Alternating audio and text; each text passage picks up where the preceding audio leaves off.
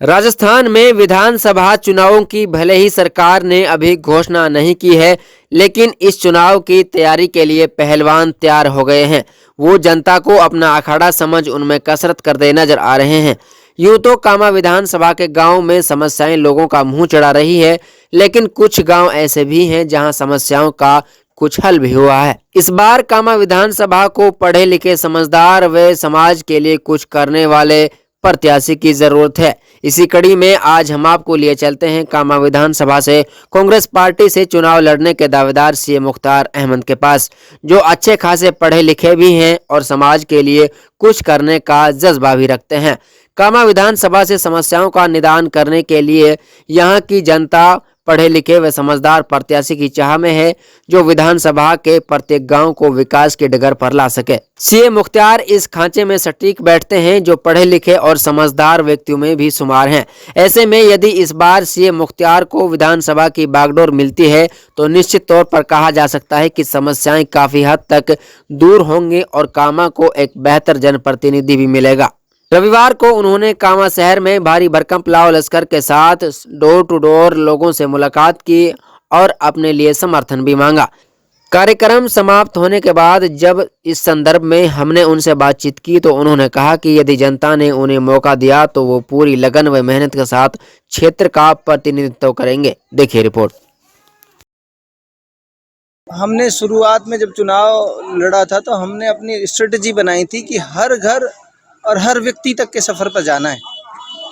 तो उसी सफ़र को आगे बढ़ाते हुए आज हमने शहर में जनसंपर्क किया है और हर व्यक्ति तक, हर व्यापारी तक शहर में पहुँचे हैं। हम उनके साथ बात की है, उनको अपना एजेंडा, अपनी जो राजनीतिक विचारधारा जो है उससे अवगत कराया है, उनसे समर्थन मांगा है।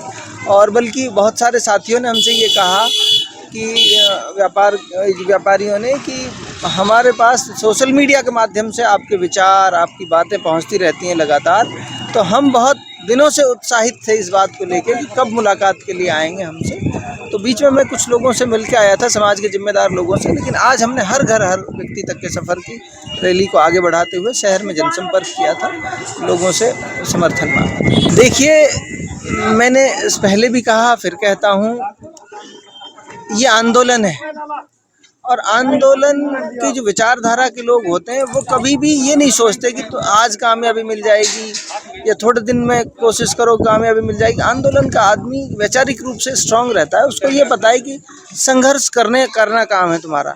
कामयाबी आज मिले, कल मिले, परसों मिले, उसे इस बात से कोई फ़र्क नहीं पड़ता। लेकिन बहुत खुशी की बात यह है कि हमारे साथियों की एक एक बात इलाके के लोगों के दिलों में उतरती चली जा रही है और बहुत बड़े स्तर पर ये इंकलाब, ये आंदोलन बड़े स्तर पर जो है राजनीतिक परिवर्तन का रूप ले चुका है और आने वाले समय में न केवल कामा में बल्कि पूरी मेवात में नई लीडरशिप को एक नए रास्ते और नई दिशा देने का काम करेगा।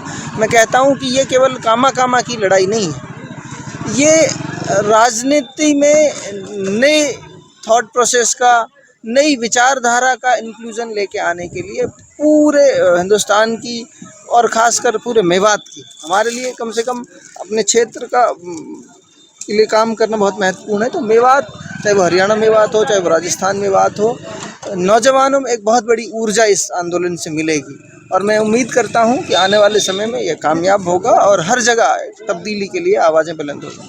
आप लोगों ने परिवर्तन का जिक्र किया, किस तरीके का परिवर्तन लोग चाह रहे हैं? लोग ये चाहते हैं कि एटलीस्ट अब जो राजनीतियां हैं पहले ढर्रे पे चली आ रही हैं कि ये फला चौधरी है, ये फला बड़ा आदमी है, उन सब से लोग ऊब चुके हैं। लोग ये चाहते हैं कि एजेंडा क्या है, विजन मिशन क्या है, करना क्या चाहते हो, हमारे को आपके जीतने से क्या फ़ायदा, हम क्यों चुने। तो आपको सरकारें इतना बजट देती हैं, 100 करोड़ के आप घर बना लेते हो, कहाँ से, किसका पैसा है?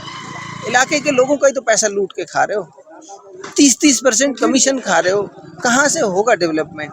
तो लोग अब ये ऊब चुके हैं इस तरह की चीज़ों से। अब लोग ये चाहते हैं कि मेरे बच्चे कैसे पढ़ेंगे, मेरे घर का भला कैसे होगा और आम आदमी तक ये जो सरकार का जो एजेंडा है, सरकार का जो विकास है, आम आदमी तक कैसे पहुंचेगा, उसका विज़न मिशन बताइए आप। तो ये पॉजिटिव परिवर्तन के लिए संघर्ष कर। लगातार आप जनता के बीच भी जा रहे हैं, क्या मन जनता का, क्या दर्द जनता का झलक रहा है, क्या बात निकल कर आ रही है? देखो सर, हमारा इलाका करीब करीब 35 साल से, अभी जो मौजूदा विधायक हैं उनका परिवार राजनीति के केंद्र में रहा है।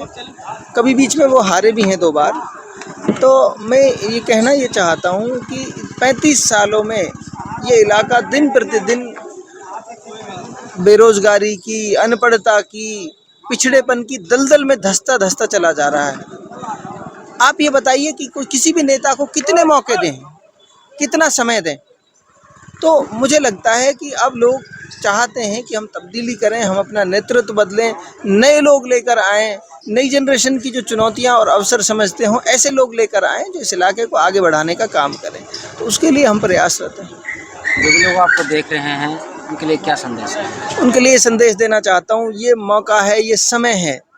नौजवान खासकर पूरी मेवात का, पूरे राजस्थान का, पूरे हिंदुस्तान का जितना नौजवान तबके के लोग मुझे सुन रहे हैं, उनसे मैं ये कहना चाहता हूँ, 5 साल बाद पछताने से, ताने मारने से कुछ नहीं होता।